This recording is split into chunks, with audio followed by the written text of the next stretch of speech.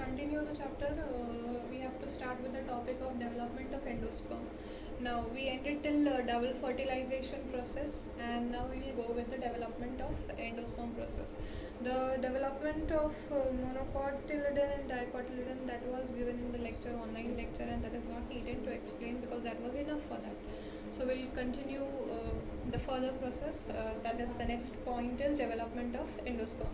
Now, the triploid endosperm nucleus divides mitotically to form a tissue called endosperm. Now, we'll get back to double fertilization where endosperm forms. We have seen that in the double fertilization process, this is the embryo sac we have seen here. Now, this is the embryo sac, the downwards towards the micropyle that forms one male gamete with the egg cell forms the zygote, and the upper side, the secondary nucleus with the male gamete forms the endosperm. This endosperm we are talking about, but directly the endosperm is not formed.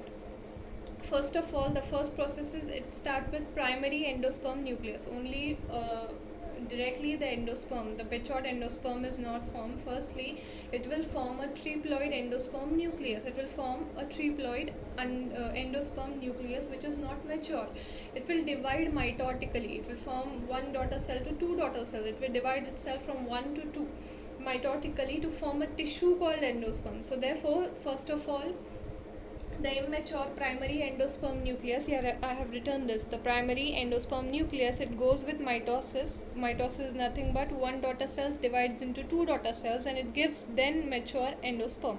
Next, now this endosperm is also of three types. According to angiosperm, according to the different plant species, there are different types of endosperms, and we have to study all the three. There are three types of endosperm. The first one is nuclear type, the second one is cellular type, and the third one is halobial type.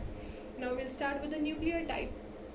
Nuclear type of endosperm is most common in 191 angiospermic species. Very important to remember, nuclear type of endosperm is most common in 191 species of angiosperms or flowering plants. In this case, now what is the nuclear type of endosperm? In this case, endosperm nucleus divides mitotically without forming wall, giving free nuclei. Now here is the diagram. We'll study it in detail. This is the zygote, simple zygote.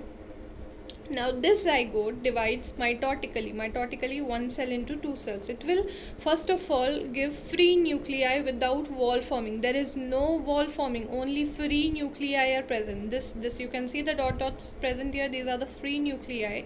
And now next process will be this free nuclei. A big there will be this middle part is the big vacuole present in there, which will be pushing the free nuclei towards the periphery, towards the outer wall. Okay, so now this free nuclei will develop a wall between them, and it will look like this. This is the matured endosperm. This is the embryo. Between that, the vacuole will be used up, and this free nuclei will develop a wall outside them, and it will look like this. This is called as nuclear endosperm. Nuclear endosperm is nothing but it forms free nuclei without forming walls, and then afterwards when it gets matures, it fills the spaces and it forms a wall between them. This is called as free nuclei. Clear? Now in some cases of nuclear endosperm, the wall formation is incomplete. The first thing was in nuclear endosperm was the wall formation. It matures at the wall formation. But in some cases in nuclear endosperm, the thing is that the wall formation is incomplete.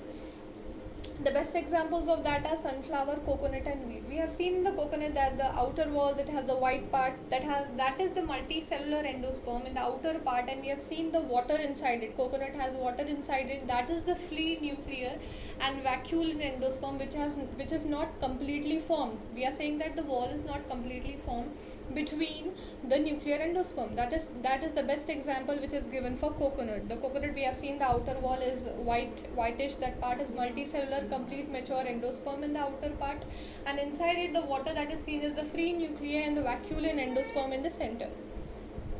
That's it for nuclear endosperm. Then the next type is cellular type of endosperm.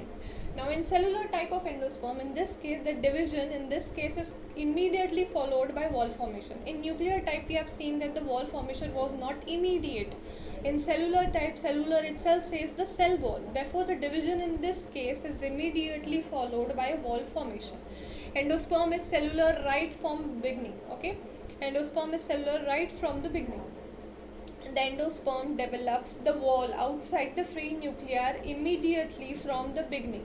This is the differentiation point of nuclear and cellular type. It is seen in 72 families in dicot, and the best examples are balsam, petunia, etc.